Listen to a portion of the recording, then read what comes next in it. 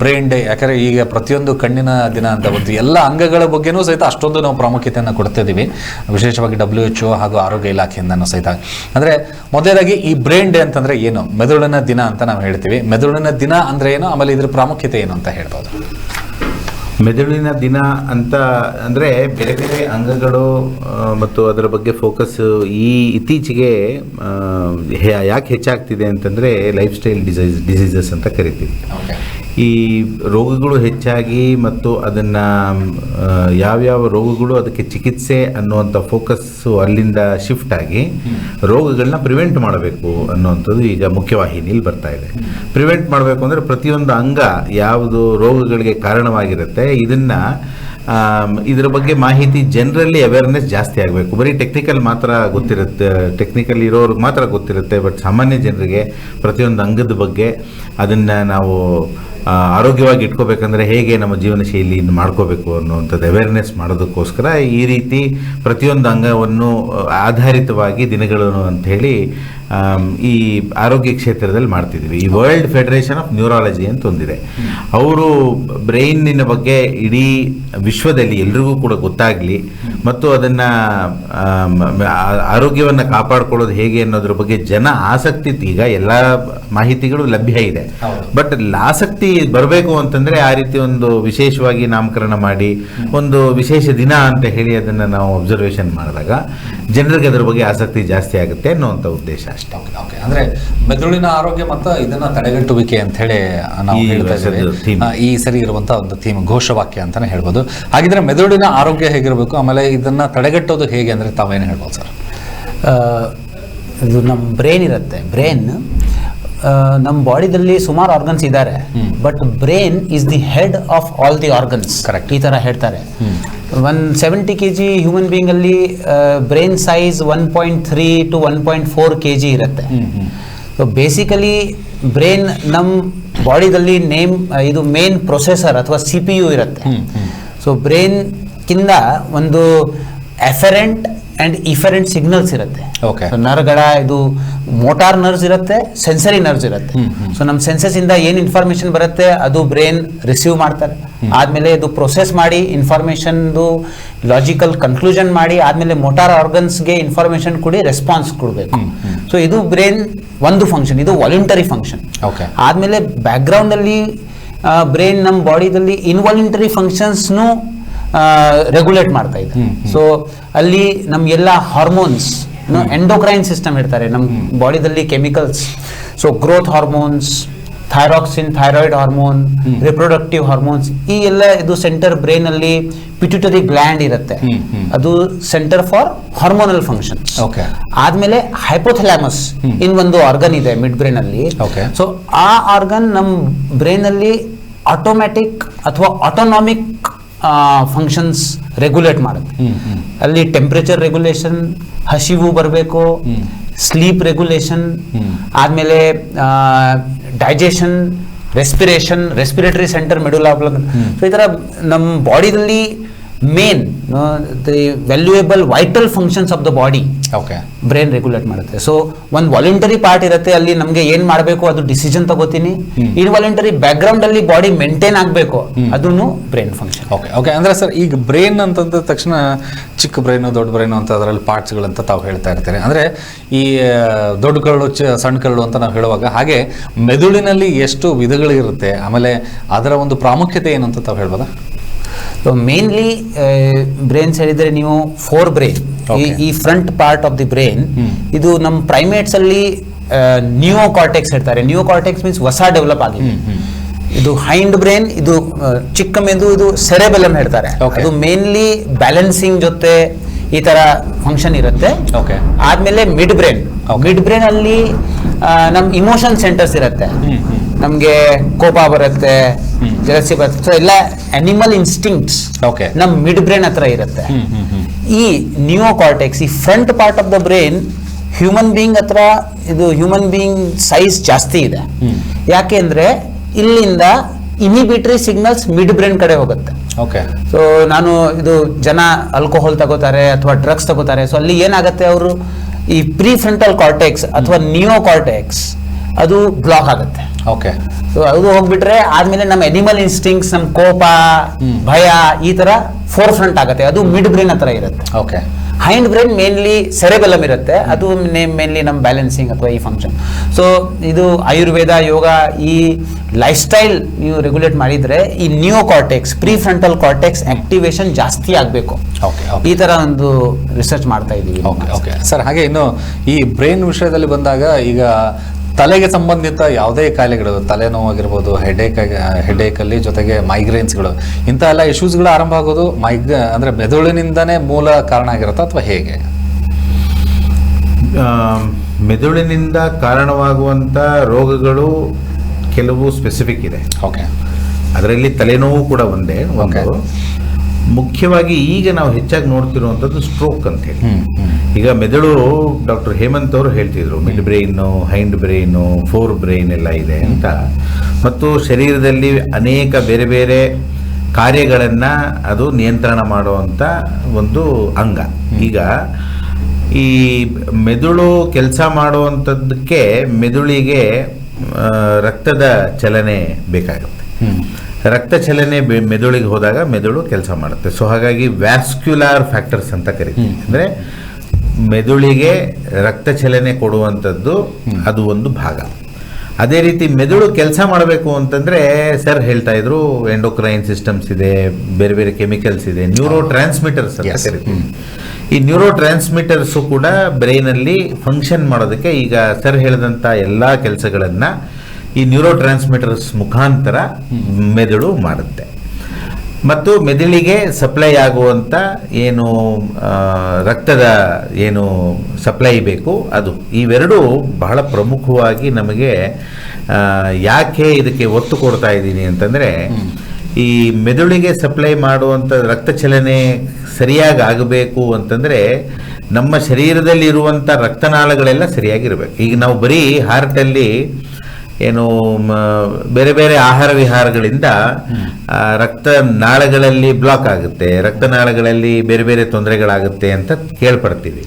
ಅದೇ ಕಾರಣದಿಂದ ಮೆದುಳಲ್ಲೂ ಕೂಡ ಆಗುತ್ತೆ. ಸೊ ನಮಗೆ ಸ್ಟ್ರೋಕ್ ಆಗ್ತಿರೋದು ಮುಖ್ಯವಾಗಿ ಏನು, ರಕ್ತನಾಳಗಳಿಂದ ಬ್ಲಾಕ್ ಆಗೋದ್ರಿಂದ ಆಗ್ತಿರೋವಂಥದ್ದು. ಅದರಿಂದ ಮೆದುಳಿನ ಕಾರ್ಯಗಳಿಗೆ ಅಡಚಣೆ ಉಂಟಾಗ್ತಿದೆ.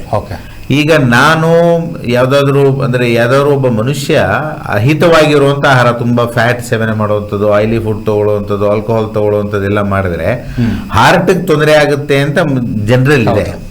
ಅಷ್ಟೇ ರಿಸ್ಕ್ ಜಾಸ್ತಿ ಸ್ಟ್ರೋಕ್ ಆಗೋದಕ್ಕೂ ಬ್ರೈನ್ಗೂ ಇದೆ. ಮನಸ್ಸಿನಲ್ಲಿ ಇರುವಂಥ ಸ್ಟ್ರೆಸ್ ಅಂತ ಕರಿತೀವಿ. ಎಲ್ರಿಗೂ ಕೂಡ ಮನಸ್ಸಿನಲ್ಲಿ ಒತ್ತಡ ಇದೆ ಅಂತ ಎಲ್ಲರೂ ಕೂಡ ಮಾತಾಡ್ಕೋತಿದ್ದಾರೆ. ವೈದ್ಯಕೀಯ ಕ್ಷೇತ್ರದಲ್ಲೂ ಮಾತಾಡ್ಕೋತಾರೆ, ಆರೋಗ್ಯ ಕ್ಷೇತ್ರದಲ್ಲೂ ಮಾತಾಡ್ತಿದ್ದಾರೆ, ಜನರು ಮಾತಾಡ್ಕೋತಿದ್ದಾರೆ.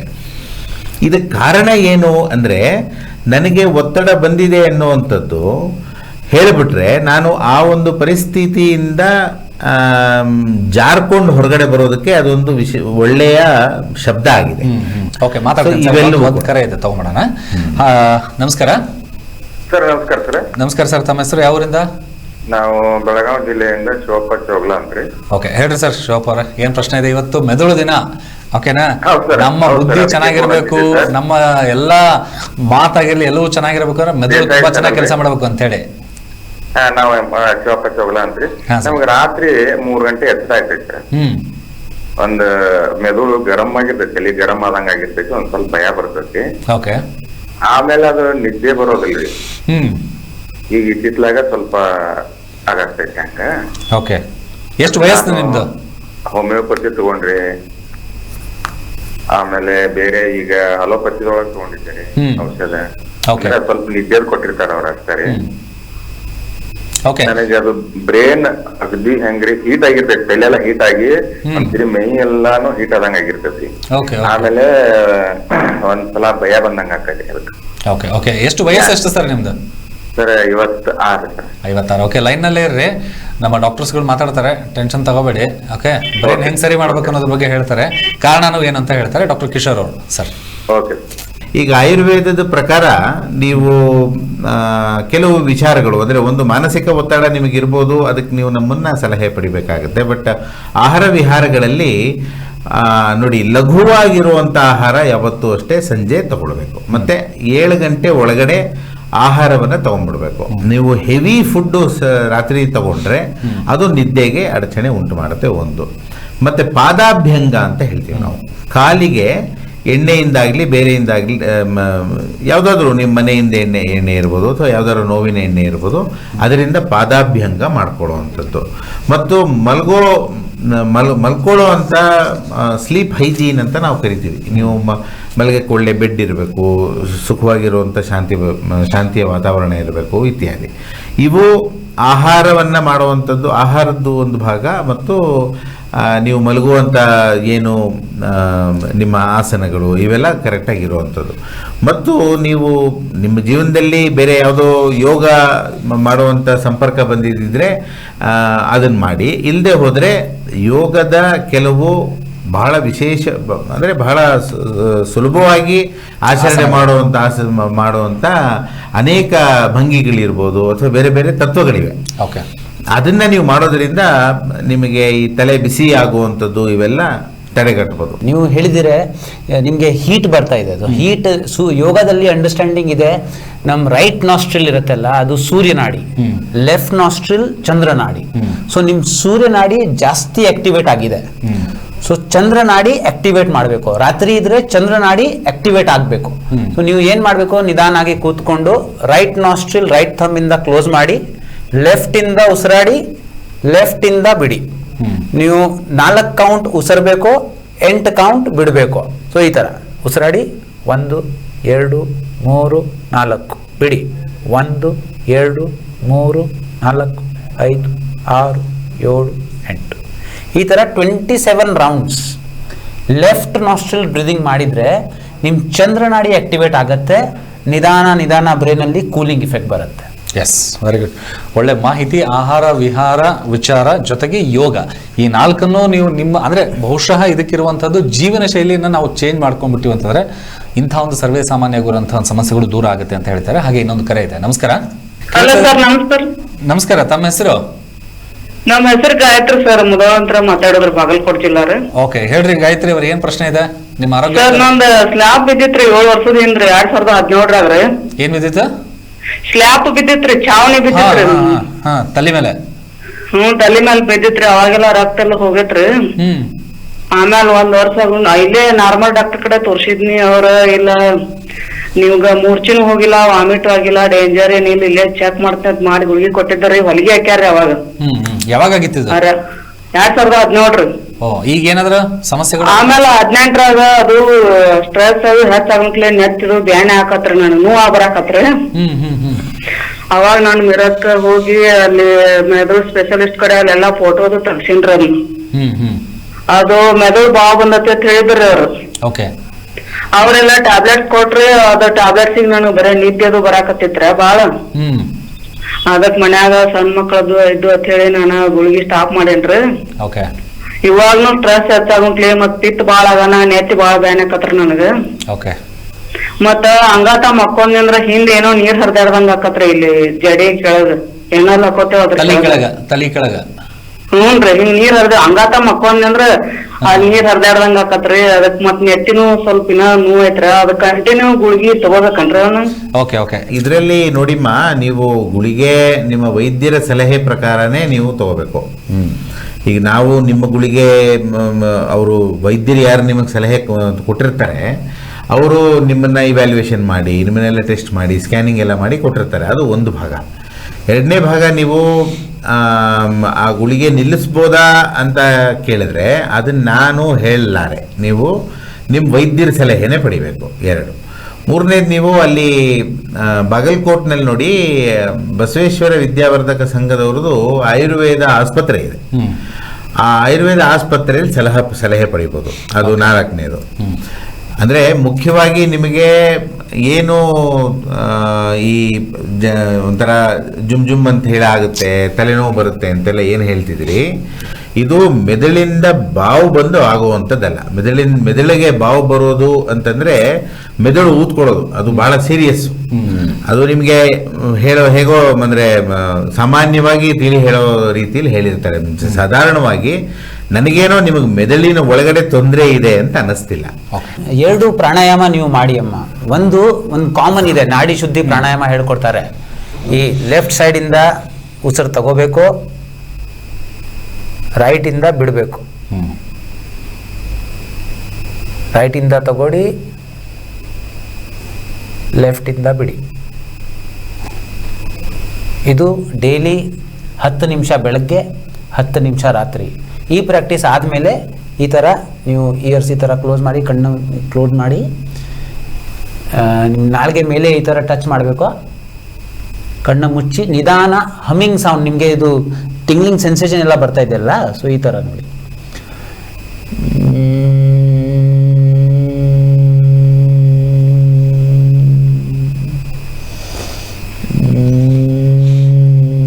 ಸೊ ತಲೆಯಲ್ಲಿ ವೈಬ್ರೇಷನ್ ಬರುತ್ತೆ, ಈ ವೈಬ್ರೇಷನ್ ಫೀಲ್ ಮಾಡಬೇಕು.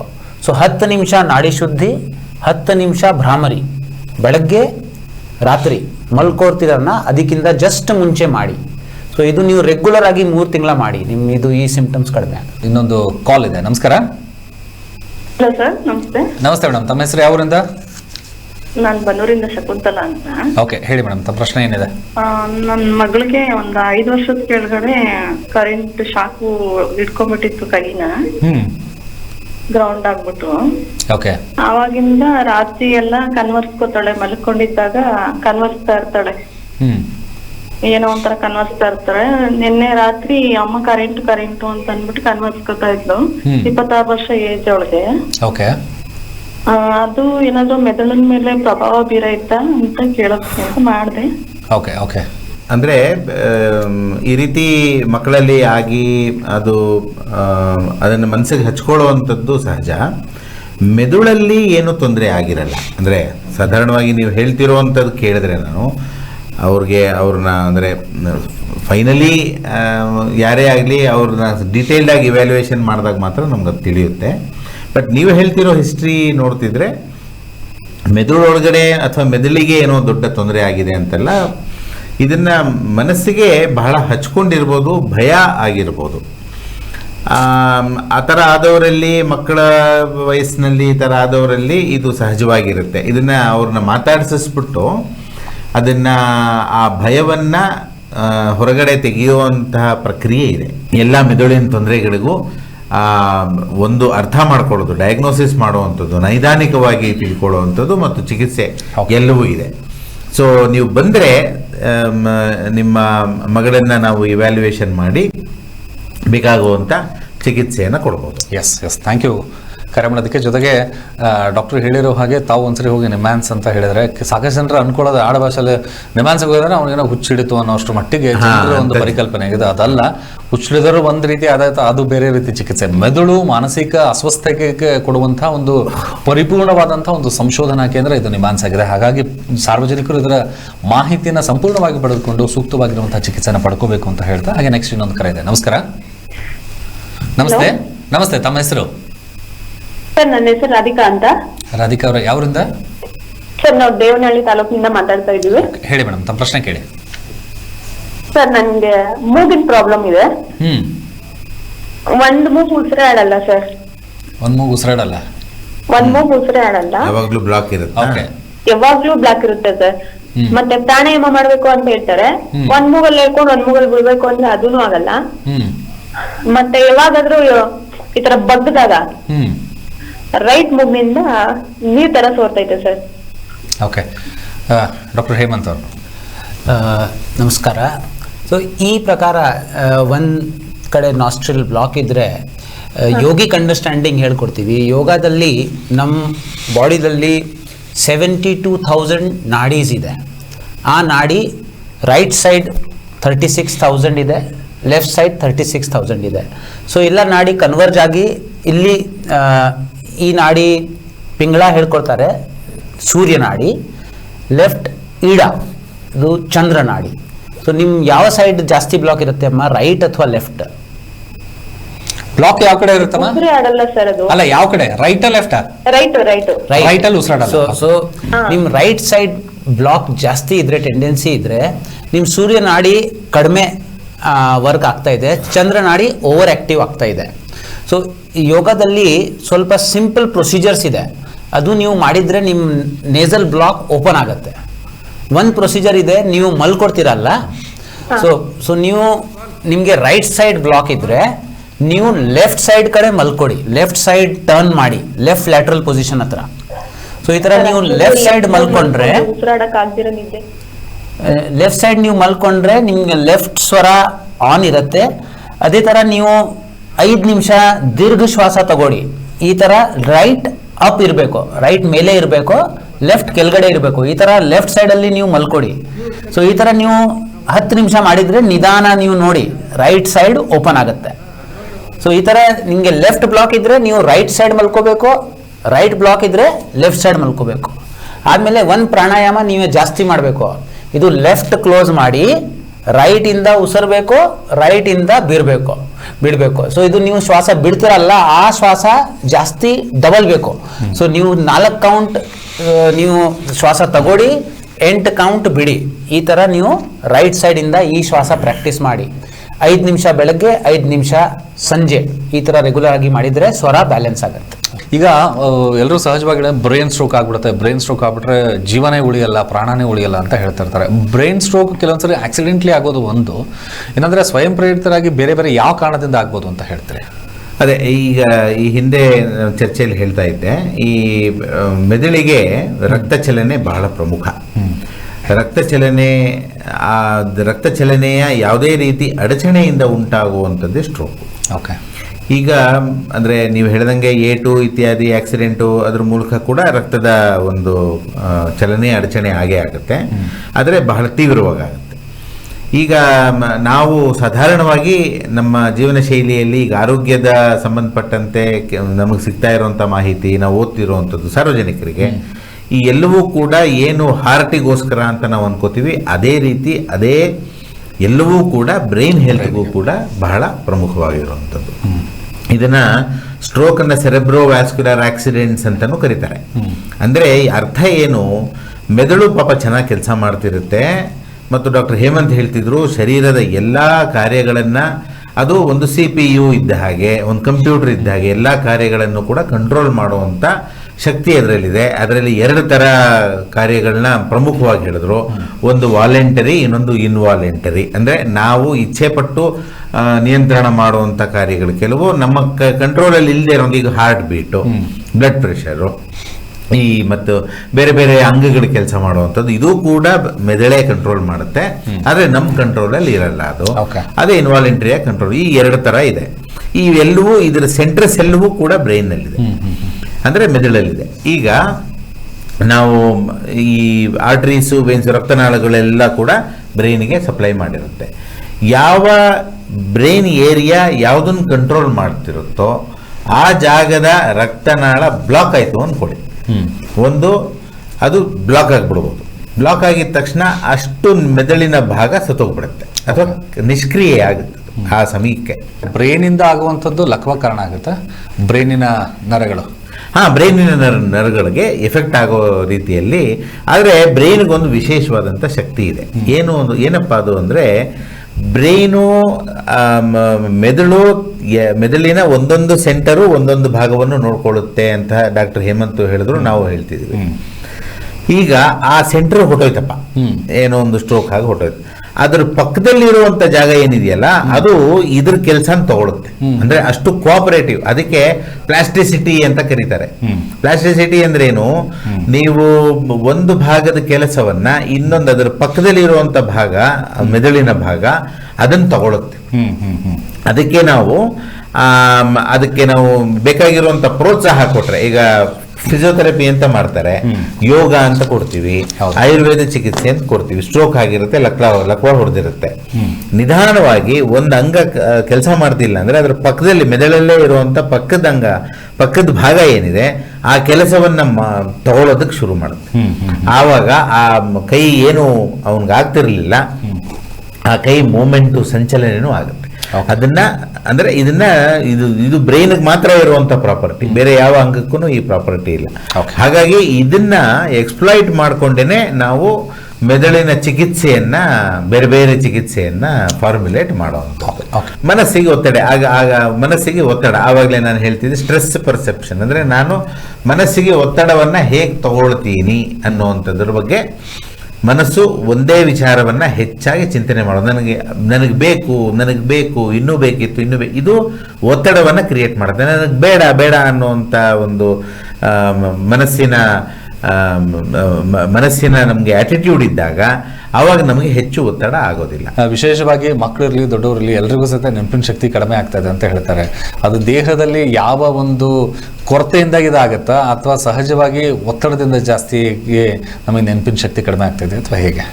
ಸೊ ನೀವು ನಮ್ಮ ಬ್ರೈನ್ಗೆ ನೋಡಿದರೆ ಬ್ರೈನ್ ಡೆವಲಪ್ಮೆಂಟ್ ಇದು ಫಸ್ಟ್ 5 ವರ್ಷ ವಯಸ್ಸು ತನಕ 90% ಡೆವಲಪ್ ಆಗುತ್ತೆ.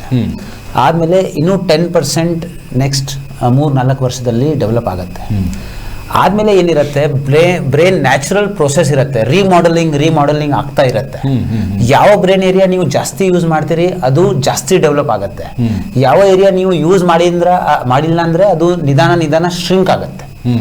ಸೊ ನಮ್ಮ ನ್ಯಾಚುರಲ್ ಟೆಂಡೆನ್ಸಿ ಬ್ರೈನಲ್ಲಿ ಏನಿದೆ, ವಯಸ್ಸು ಇನ್ಕ್ರೀಸ್ ಆಗ್ತಾ ಇರುತ್ತೆ. ಆದಮೇಲೆ ಒಂದು ಏರಿಯಾ ಬ್ರೈನ್ ಹತ್ರ ಇರುತ್ತೆ, ಅದು ಆ ಏರಿಯಾ ಹೆಸರು ಹಿಪ್ಪೋಕ್ಯಾಂಪಸ್. ಸೊ ಹಿಪ್ಪೋಕ್ಯಾಂಪಸ್ ಏರಿಯಾ ಇದು ನಮ್ಮ ಮೆಮೊರಿ ಏರಿಯಾ. ಆ ಏರಿಯಾ ಶ್ರಿಂಕ್ ಆಗಿದ್ರೆ ಅಲ್ಝೈಮರ್ ತೊಂದರೆ ಬರುತ್ತೆ, ಅಥವಾ ಈ ತರ dreaded memory related problems mainly hippocampus area shrink ಆಗಿದ್ರೆ ಬರುತ್ತೆ. ಸೊ ನಮ್ಮ ಬ್ರೈನ್ ಅಲ್ಲಿ ಗ್ರೇ ಮ್ಯಾಟರ್ ಇರುತ್ತೆ, ವೈಟ್ ಮ್ಯಾಟರ್ ಇರುತ್ತೆ. ಸೊ ಈ grey matter area related to memory.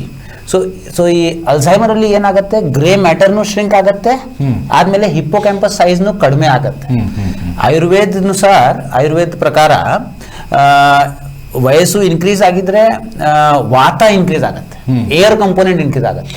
So ಅದು ಏರ್ ಇನ್ಕ್ರೀಸ್ ಆಗಿದ್ರೆ ನೀವು ಅವ್ರ ಪೇಷಂಟ್ದು ಸ್ಕ್ಯಾನ್ ತಗೊಂಡ್ರೆ ಅಲ್ಲಿ ಖಾಲಿ ಸ್ಪೇಸ್ ಜಾಸ್ತಿ ಇರುತ್ತೆ. ಸೊ ವಾತ ಜಾಸ್ತಿ ಆಗುತ್ತೆ, ಮೆಮೊರಿ ಕಡಿಮೆ ಆಗುತ್ತೆ. ಸೊ ಈ ನ್ಯಾಚುರಲ್ ಟೆಂಡೆನ್ಸಿ ಇದೆ. ಸೊ ಈ ಕಾರಣ ಡಾಕ್ಟರ್ ಹೇಳ್ಕೊಡ್ತಾರೆ, ನೀವು ರೆಗ್ಯುಲರ್ ಆಗಿ ಬ್ರೈನ್ ಎಕ್ಸರ್ಸೈಸ್ ಮಾಡಬೇಕು. ಸೊ ಸ್ವಲ್ಪ ಪ್ರಕಾರ ಗೇಮ್ಸ್ ಇರುತ್ತೆ, ಅಲ್ಲಿ ನಿಮ್ಮ recent memory, executive memory retention power, ಈ ತರ ಬೇರೆ ಬೇರೆ ನಮ್ಮ ನಿಮ್ಹಾನ್ಸ್ ಹತ್ರ ನ್ಯೂರೋಸೈಕಾಲಜಿ ಡಿಪಾರ್ಟ್ಮೆಂಟ್ ಇದೆ. ಅಲ್ಲಿ ಡೀಟೇಲ್ ಆಗಿ ನಿಮ್ಹಾನ್ಸ್ ಸೈಕಾಲಜಿಕಲ್ ಕಾಗ್ನಿಷನ್ ಬ್ಯಾಟರಿ ಮಾಡಿದ್ದಾರೆ. ಅಂದ್ರೆ ಈಗ ತಾವು ಹೇಳ್ತಾರೆ ಬ್ರೈನ್ಗೆ ಒಂದು ಏನಾದ್ರು ಎಕ್ಸರ್ಸೈಸ್ ಅಂತ ಹೇಳ್ತಾರಲ್ಲ, ಎಕ್ಸಾಂಪಲ್ ಅಂದ್ರೆ ಏನು, ಯಾವ ರೀತಿ ಮಾಡಿದ್ರೆ ಒಳ್ಳೇದು ಅಂತ? ಬೆಸ್ಟ್ ಎಕ್ಸರ್ಸೈಸಸ್ ಬ್ರೈನ್ ಅಲ್ಲಿ ನಿಮ್ಗೆ ಸ್ವಲ್ಪ ಇನ್ಫಾರ್ಮೇಶನ್ ಕೊಟ್ರೆ ನೀವು ಬ್ರೈನ್ ಹತ್ರ ಸ್ವಲ್ಪ ಟೈಮ್ ಅದು ರಿಟೈನ್ ಮಾಡಬೇಕು, ಆದ್ಮೇಲೆ ವಾಪಸ್ ಪ್ರೊಡ್ಯೂಸ್ ಮಾಡಬೇಕು. ಎಕ್ಸಾಂಪಲ್ ನಾನು ನಮ್ಮ ಫೋನ್ ನಂಬರ್ ನಿಮ್ಗೆ ಹೇಳ್ಕೊಡ್ತೀನಿ. ಸೊ 8762 ಈ ತರ. ಸೊ ನೀವು ಸ್ವಲ್ಪ 5 ಸೆಕೆಂಡ್ ಅದು ಇರುತ್ತೆ, ಆದ್ಮೇಲೆ ಹೋಗ್ಬಿಡತ್ತೆ. ಸೊ ಅದು ರಿಟೈನ್ ಮಾಡಕ್ಕೆ ಪ್ರಾಕ್ಟೀಸ್ ಮಾಡಿ.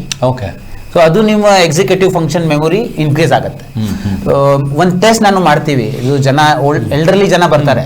ಸೊ ಅದು ಮಿನಿ ಮೆಂಟಲ್ ಸ್ಟೇಟಸ್ ಎಕ್ಸಾಮಿನೇಷನ್, ಈ ತರ ಒಂದು ಟೆಸ್ಟ್ ಮಾಡ್ತೀವಿ.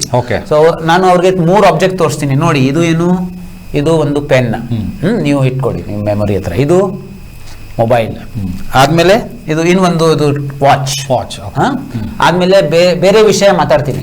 5 ನಿಮಿಷ ಆದ್ಮೇಲೆ ಅವ್ರಿಗೆ ವಿಚಾರಿಸ್ತೀನಿ, ನಾನು ನಿಮ್ಗೆ 3 ಆಬ್ಜೆಕ್ಟ್ ತೋರಿಸಿದೀನಿ, ಅದು ಹೇಳಿ ಏನಿದೆ. ಸೊ ಅವ್ರು ಎಷ್ಟು ವಾಪಸ್ ರಿಟರ್ನ್ ಮಾಡಿ ವಾಪಸ್ ಹೇಳ್ಕೊಡ್ತಾರೆ, ಅದು ನಿಮ್ಮ retention power, executive power. So ಈ ತರ ಎಕ್ಸರ್ಸೈಸಸ್ ಬ್ರೈನ್ ಬೇಕು. ಮಕ್ಕಳಿಗೆ ಬೇಸಿಕಲಿ ಕ್ವಿಕ್ ಆಗಿ ಹೇಳೋದು, ಇದು ಸೂರ್ಯ ನಮಸ್ಕಾರ ಪ್ರಾಕ್ಟೀಸ್ ತುಂಬಾ ಇಂಪಾರ್ಟೆಂಟ್ ಇದೆ ಬ್ರೈನ್ ಹೆಲ್ತ್ ಜೊತೆ. ಸೊ ಡೈಲಿ ಬೆಳಗ್ಗೆ 6 ರೌಂಡ್ಸ್ ಆಫ್ ಸೂರ್ಯ ನಮಸ್ಕಾರ ಮಾಡಬೇಕು. ಆದ್ಮೇಲೆ ಕಪಾಲಭಾತಿ ಸಿಂಪಲ್ ಪ್ರಾಣಾಯಾಮ ಇದೆ. ಅದು ನಾನು ರಿಸರ್ಚ್ ಮಾಡಿ ನೋಡಿದ್ದೀನಿ. ಈ prefrontal cortex, front brain area, ಅಲ್ಲಿ ನಿಮ್ ಕಂಟ್ರೋಲ್ ಬೇಕು, ನಮ್ಮ ಮನಸ್ಸಲ್ಲಿ ಕಂಟ್ರೋಲ್ ಬೇಕು. ಇದು ಬರುತ್ತೆ ಥ್ರೂ ಕಪಾಲ ಮೀನ್ಸ್ ಫೋರ್ ಹೆಡ್, ಭಾತಿ shining, forehead shining practice. ಈ ತರ ಬ್ರೈನ್ ಶೈನಿಂಗ್ ಆಗತ್ತೆ ಯಾವ ಮಾಡಿದ್ರೆ ಕಪಾಲಭಾತಿ. ಸೊ ನಾಡಿ ಶುದ್ಧಿ, ಸೂರ್ಯ ನಮಸ್ಕಾರ, ಕಪಾಲಭಾತಿ, ಈ 3 ಪ್ರಾಕ್ಟೀಸ್ ರೆಗ್ಯುಲರ್ ಆಗಿ ಮಾಡಬೇಕು. BP ವೇರಿಯೇಷನ್ಸ್ ಇಂದ ಸ್ಟ್ರೋಕ್ ಗಳಾಗುತ್ತೆ ಅಂತ ಹೇಳಿದ್ರೆ ಅದ್ರ ಬಗ್ಗೆ ಒಂದು ಟಿಪ್ಸ್ ಗಳು ಹೇಳೋದಾದ್ರೆ ಹೇಗೆ ಕಂಟ್ರೋಲ್ ಮಾಡಬಹುದು ಅಂತ? ಈಗ ನಾವು ಹಿಂದೆ ನಾನು ಮಾತಾಡಿದೆ ರಕ್ತನಾಳಗಳು ಹೇಗೆ ಸ್ಟ್ರೋಕ್ ಕಾರಣವಾಗುತ್ತೆ ಅಂತ. ಒಂದು, ರಕ್ತನಾಳಗಳಿಗೆ ಬ್ಲಾಕ್ ಆಗುವಂಥದ್ದು. ಇನ್ನೊಂದು, ಈ ರಕ್ತನಾಳಗಳು, ಸಣ್ಣ ಪುಟ್ಟ ರಕ್ತನಾಳಗಳು ಒಡೆದು ಅಲ್ಲಿಂದ ರಕ್ತ ಚೆಲ್ಲುವಂಥದ್ದು. ಮೆದುಳಿಗೆ ಚೆಲ್ಲುತ್ತೆ, ಅದನ್ನು ಹೆಮರೇಜ್ ಅಂತ ಕರಿತೀವಿ. ಇವೆರಡು ಪ್ರಮುಖವಾದಂಥ ಕಾರಣ. ಈ ಯಾಕೆ ಹೀಗಾಗುತ್ತೆ ಅಂತಂದರೆ ರಕ್ತನಾಳಗಳಲ್ಲಿ ಪ್ರೆಷರ್ ಹೆಚ್ಚಾಗುವಂಥದ್ದು, ಅದನ್ನೇ ಬಿ ಪಿ ಅಂತ ಕರೀತಾರೆ, ಹೈಪರ್ ಟೆನ್ಷನ್ ಅಂತಲೂ ಕರೀತಾರೆ. ಈಗೇನು ಅಂತಂದರೆ ಈ ಬಿ ಪಿಯ ಮಾತ್ರೆಗಳನ್ನು ಜನರು ರೆಗ್ಯುಲರ್ ಆಗಿ ತಗೊಳ್ಳೋವಂಥದ್ದು ಕಡಿಮೆ ಆಗ್ತಿದೆ. ಅಂದರೆ ಇಷ್ಟು ವರ್ಷ ತೊಗೊಂಡಿದ್ದೀನಿ, ಇನ್ನೆಷ್ಟು ವರ್ಷಪ್ಪ ತಗೊಳ್ಳೋದು ಅಂತ ಬಿಟ್ಟು ಬಿಡ್ತಾರೆ. ಆಮೇಲೆ ಬಿ ಪಿ ಚೆಕ್ ಮಾಡಿ ಅದನ್ನು ಮಾನಿಟರ್ ಮಾಡ್ತಿರಲ್ಲ. ಅವ್ರಿಗೆ ನಾನು ಡಿಸಿಪ್ಲಿನ್ಡ್ ಆಗಿದ್ದೀನಿ, ತುಂಬ ಯೋಗ ಮಾಡ್ತಾ ಇದ್ದೀನಿ, ಒಳ್ಳೆ ಎಕ್ಸಸೈಸ್ ಮಾಡ್ತಾ ಇದ್ದೀನಿ, ಹಾಗಾಗಿ ನನಗೆ ಬಿ ಪಿ ಇಲ್ಲ ಅಂತ ನನಗನ್ಸುತ್ತೆ, ಹಾಗಾಗಿ ನಾನು ನಿಲ್ಲಿಸ್ಬಿಟ್ಟಿದ್ದೀನಿ ಅಂತ ತುಂಬ ಜನ ನಮ್ಮಲ್ಲಿ ಬರ್ತಾರೆ. ಯಾರು ಬರ್ತಾರೆ ಅಂದರೆ ಸ್ಟ್ರೋಕ್ ಆದಮೇಲೆ ಬರ್ತಾರೆ. ಅದು ನಿಲ್ಲಿಸ್ಬಿಟ್ಟಿರ್ತಾರೆ. ಅದೇನಾಗುತ್ತೆ, ಹೆಚ್ಚು ಕಡಿಮೆ ಆಗುತ್ತೆ. ಹೆಚ್ಚು ಕಡಿಮೆ ಅಂದರೆ ಏನು, ರಕ್ತನಾಳಗಳಲ್ಲಿ ಐದರ್ ಬ್ಲಾಕೇಜ್ ಆದರೂ ಆಗ್ಬೋದು, ಅಥವಾ ಅದು ರಕ್ತನಾಳ ಒಡೆದು ಚೆಲ್ಲುವಂಥದ್ದು, ಎರಡೂ ಮೆದುಳೊಳಗಡೆ ಎರಡರಿಂದನೂ ಸ್ಟ್ರೋಕ್ ಆಗುತ್ತೆ. ಇದು ಬಿ ಪಿಯ ಮಾತ್ರೆಗಳನ್ನು ವೈದ್ಯರ ಸಲಹೆಯನ್ನು ಮೀರಿ ಅಥವಾ ವೈದ್ಯರ ಸಲಹೆ ತಗೊಳ್ಳದೆ ನಿಲ್ಲಿಸ್ಬಿಡುವಂಥ ಕಾರಣ. ನಿಲ್ಲಿಸಬಾರ್ದು, ಇದು ಬಹಳ ಪ್ರಮುಖ. ನಿಲ್ಲಿಸಿ ಸ್ಟ್ರೋಕ್ ಜಾಸ್ತಿ ಆಗುವಂಥದ್ದು ಆಗುತ್ತೆ. ಮತ್ತು ಸ್ಟ್ರೋಕ್ ಆದಂಥ ಸಮಯದಲ್ಲಿ ಯಾವುದಾದ್ರೂ ಒಂದು ಮಾಡರ್ನ್ ಆಸ್ಪತ್ರೆ, ಯಾವುದು ಅಲೋಪತಿ ಚಿಕಿತ್ಸೆ ಕೊಡುವಂಥ ಆಸ್ಪತ್ರೆಯನ್ನು ಹುಡುಕಿ ತಕ್ಷಣ ಹೋಗಬೇಕು. ಯಾಕೆ ಅಂದರೆ ಅದೊಂದು ಮೊದಲನೇ ಒಂದೂವರೆ ಗಂಟೆ ಏನಿದೆ ಅದು ಬಹಳ ಪ್ರಮುಖವಾಗಿರುವಂಥದ್ದು. ಅಲ್ಲಿ ಥ್ರಾಂಬೋಲೈಸಿಸ್ಸು ಅಥವಾ ಆ ಬ್ಲಾಕನ್ನು ತೆಗೆಯುವಂಥ ಪ್ರಕ್ರಿಯೆ ಮಾಡುವಂಥದ್ದು ಬಹಳ ಚೆನ್ನಾಗಿದೆ. ಮನುಷ್ಯನ ಜೀವ ಉಳಿಯುತ್ತೆ, ಫಂಕ್ಷನ್ಸು ನಿಷ್ಕ್ರಿಯ ಆಗಿರುವಂಥದ್ದೆಲ್ಲ ಸಕ್ರಿಯ ಮಾಡುವಂಥ ಅದು ಒಂದು. ಇನ್ನೊಂದು, ಈ ಸ್ಟ್ರೋಕ್ ಆಗಿಬಿಡುತ್ತೆ, ಅದಾದ ನಂತರ ಫಸ್ಟ್ ಏಡ್ ಎಲ್ಲ ತೊಗೊಳ್ತಾರೆ, ಅದೆಲ್ಲ ಮುಗಿದ ನಂತರ ಆಯುರ್ವೇದ ಚಿಕಿತ್ಸೆಯನ್ನು ತಗೊಳ್ಳುವಂಥದ್ದು ಬಹಳ ಪ್ರಮುಖ. ಈಗ ನಮ್ಮಲ್ಲಿ ನಿಮ್ಹ್ಯಾನ್ಸಿನಲ್ಲಿ ಸ್ಟ್ರೋಕಿನ ಮತ್ತು ಬೇರೆ ಬೇರೆ ನರರೋಗಗಳ ರೋಗಿಗಳು ಬರ್ತಾರೆ. ಸ್ಟ್ರೋಕ್ ಆದ ನಂತರ ಮೊದಲನೇ 6 ತಿಂಗಳು ಆಯುರ್ವೇದ ಚಿಕಿತ್ಸೆಯನ್ನು, ಪಂಚಕರ್ಮ ಚಿಕಿತ್ಸೆಯನ್ನು ಪಡೆದಲ್ಲಿ ಅದರಿಂದ ರಿಕವರಿ, ಅಂದರೆ ಮೋಟಾರ್ ರಿಕವರಿ ಅಂತ ನಾವೇನು ಕರಿತೀವಿ, ಕಳ್ಕೊಂಡಿರುವಂಥ ಏನು ಕ್ರಿಯೆಗಳಿರ್ತವೆ ಅದನ್ನು ಮರುಪಡೆಯೋದನ್ನು ಬಹಳ ಚೆನ್ನಾಗಿ ಮಾಡ್ಕೋಬೋದು.